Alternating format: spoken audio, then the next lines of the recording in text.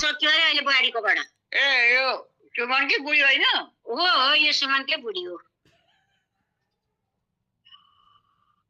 भाग्यमानी हुनु, मिठो मिठो बनाउनु, अलिक धेरै आशीर्वाद दिनु अरे।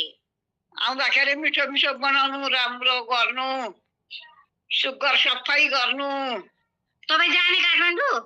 जाने मान्छे आउँदा नझर्किनु, जति आए पनि यति भए पनि खान दिनु। कहिल्यै नझर्किनु मान्छे आउँदा। अलिक अनुहार देखेन मम्मी। यस्तो चिया नै भए पनि खान दिएर पठाउनु आएका मान्छेलाई। ल मम्मा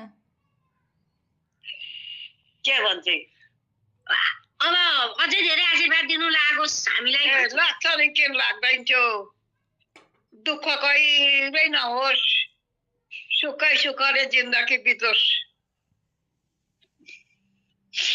दुःख नभइकन। अनि दुःख नगर्दा त पैसा कहाँबाट आउँछ त फेरि? त्यो पैसा कमाउँदा अर्थ दुःख भने त बलि गर्न हिँड्नु, गाडी बोक्न हिँड्नु, त्यो पो त दुःख त। अर्थको सुखै हो नि त। हो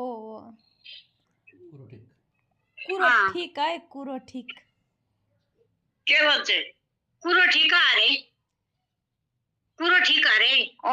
घर कि जेठी बुहारी गाउनु त, घर कि जेठी बुहारी भनेर सिलोक गाउनु त। घर कि जेठी बुहारीको सिलोक छ कि छैन अरे? के छैन? घर कि जेठी बुहारीको सिलोक छ कि छैन अरे? सिलोक बिर्स्यो, घर कि बुहारी जेठी लक्ष्मी साता दिनमा लुगा पनि धुने, बोली र वचन अति मिठो हुने, बनाएको चिज अति राम्रो हुने, आउने अतिथिलाई राम्रो गर्ने भन्ने धेरै राम्रो थियो। खोइ छैन। त्यो चाहिँ कान्छी बुहारीको चाहिँ आएन, जेठी बुहारीको मात्रै हो। कान्छी बुहारीले चिया दिँदैछ त्यहाँ। मैले छैन, बिर्स्यो बिर्स्यो बिर्स्यो छैन।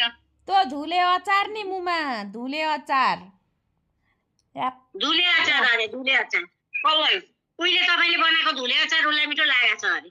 ल्याप खान मन लाग्यो। मैले पकाएको तिउन तरकारी भात धुले अचार कति मिठो हुन्थ्यो, कति मिठोले खान पाएन। मैले पकाएको भात आमालाई सोध् न, तरकारी कस्तो हुन्थ्यो। अब उमेर हुँदा हुन्थ्यो, अब सकिँदैन। सकिँदैन, अब सकिँदैन मुमा, सकिँदैन।